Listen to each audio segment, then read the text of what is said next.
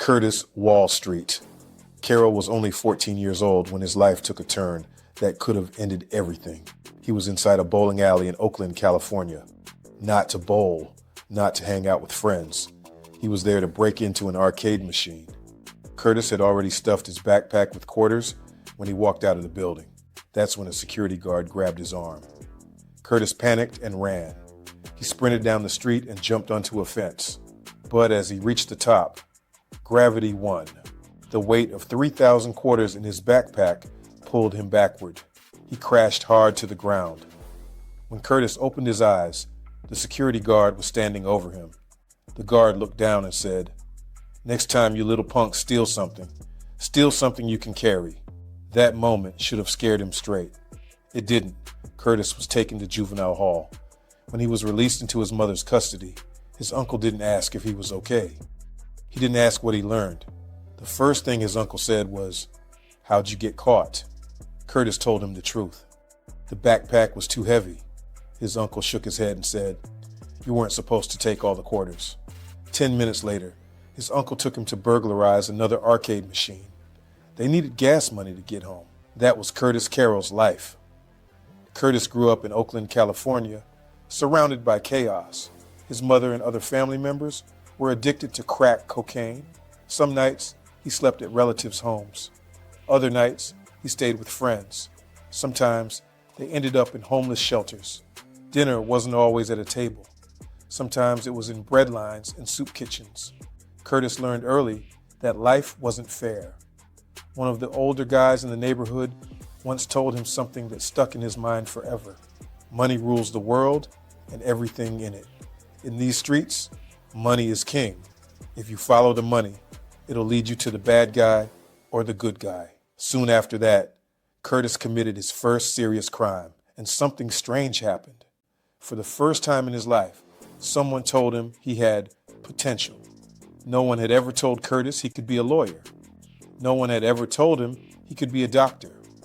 No one had ever told him he could be an engineer. In fact, Curtis couldn't read. He couldn't write. He couldn't spell. He was completely illiterate. So he believed crime was his only path. One day, someone told Curtis about a robbery they could do together. And they did it. Curtis was growing up in the richest country in the world, the United States of America. But he watched his mother stand in line at a blood bank to sell her blood for $40 just to feed her kids. To this day, she still has needle marks on her arms. So Curtis stopped caring about his community. In his mind, his community didn't care about him. Drug dealers took money. Robbers took money. The blood bank took blood. Everyone was taking something. So Curtis decided to get his by any means necessary. Prison changed everything. At 17 years old, Curtis was arrested for robbery and murder. He was sent to prison. And inside those walls, he learned something new. Money still ruled everything, even behind bars. Curtis wanted in. One day, he rushed to grab the sports page of the newspaper so his cellmate could read it to him. By accident, he picked up the business section. An older man looked at him and said, "Hey, youngster, you pick stocks?"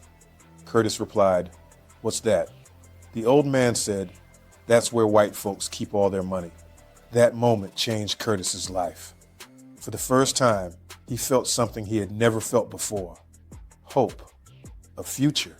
The man explained what stocks were in a simple way. It wasn't much, just a glimpse. But that glimpse opened Curtis's mind to a new world. There was just one problem. Curtis still couldn't read. Learning to read in a prison cell, Curtis was trapped in a cage, surrounded by predators, fighting for freedom he never had. The tricks he used to hide his illiteracy on the streets didn't work in prison. He was tired. He was lost. He was out of options. So at 20 years old, Curtis did the hardest thing he had ever done. He picked up a book. Learning to read was painful. It was slow. It was humiliating. People laughed at him. Even his own friends teased him.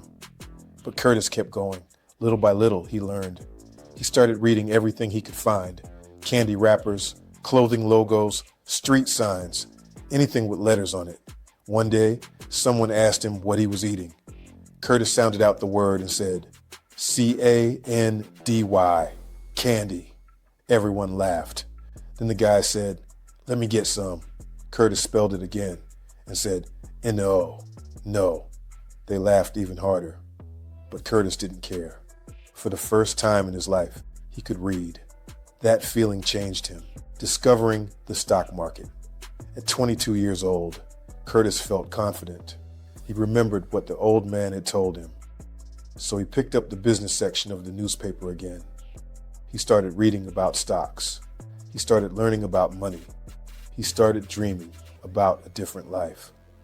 As Curtis kept learning, something else changed too. He realized he had to take responsibility for his own actions. Yes, he grew up in a terrible environment. Yes, life was unfair. Yes, he was surrounded by drugs and crime. But he still chose to commit those crimes, and he had to own that. Curtis started building a plan. He wanted to teach other incarcerated men how to manage money. He believed that if people could learn how to handle money inside prison, they would have a better chance when they got out.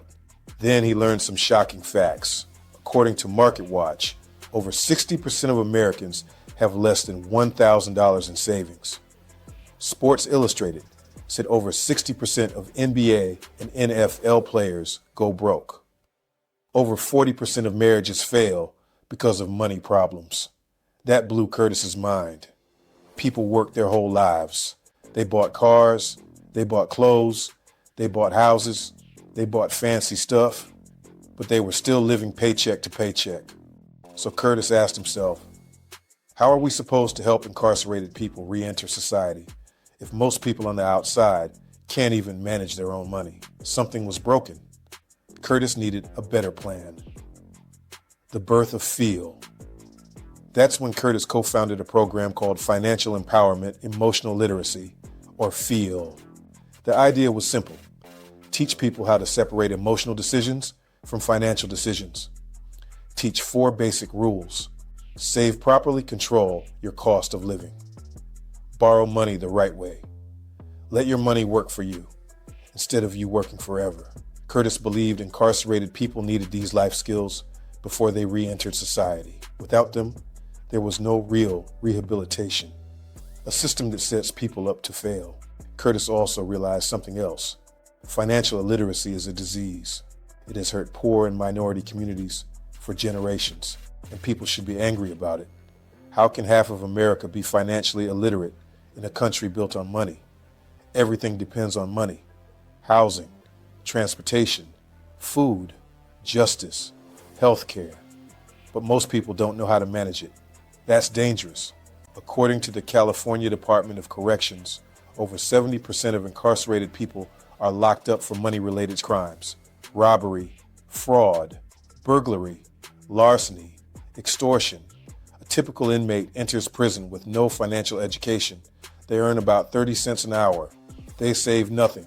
When they get released, they're given $200 and told, good luck, don't come back. No plan, no skills, no support. So what happens next? Do they get a great job at 60 years old, or do they go back to crime? The system already chose for them. Curtis believed that he had to change. He also wanted people to stop believing a big lie, that only professionals can invest and manage money. That's nonsense. A professional is just someone who understands their craft. And nobody knows how much money you need, have, or want better than you. That makes you the professional. Financial literacy isn't just a skill, it's a lifestyle. Financial stability comes from daily habits, not luck. A financially educated former inmate can become a tax-paying citizen, and a financially stable citizen can stay that way. That creates a bridge to help families, friends, and young people who still believe crime is the way to make money.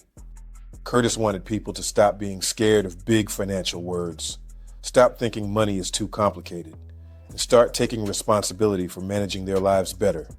He believed in simple lessons, simple rules, simple steps, because simple systems work. And he believed one thing more than anything else. People don't need more punishment. They need better tools. Curtis Wall Street Carroll's story isn't just about crime. It's about transformation. It's about education. It's about what happens when someone finally gets the right tools. If this story hit you, don't ignore it. Drop a comment and share your thoughts. Like this video if you believe people deserve second chances. And subscribe for more real stories about transformation, money, and life. Click the next video above for more Underworld icons. Who should I do the next video about? Write it in the comments.